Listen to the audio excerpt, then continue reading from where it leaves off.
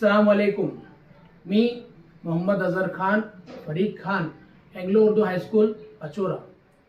विद्यार्थी मित्रांनो, तुम्ही आजपर्यंत विविध संतांचे अभ्यास केलेला आहे।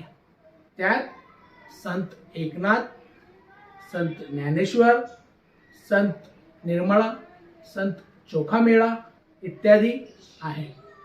तरी आज आपण संत कबीर यांची माहिती घेणार आहोत। भारतीय भूमीमध्ये जन्म घेतलेला श्रेष्ठ संत यापैकी एक म्हणजे संत कबीर आहे।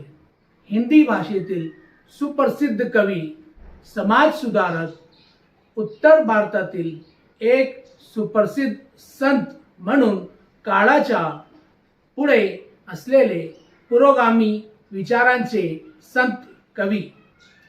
संत कबीर यांचा जन्म इसवी सन 1398 साली लहरतारा तोल काशी येथे झाला आणि त्यांची मृत्यू इसवी सन 1518 मगहर उत्तर प्रदेश येथे झाली। विद्यार्थी मित्रांनो, आज आपण इयत्ता 9वीच्या विषय मराठी पाठ क्रमांक 9 संत कबीर मध्ये कबीर यांचे बालपण, त्यांच्या स्वभावाची गुणवैशिष्ट्य, त्यांचे विचार याचे वर्णन प्रस्तुत पाठात पाहणार आहेत। धन्यवाद।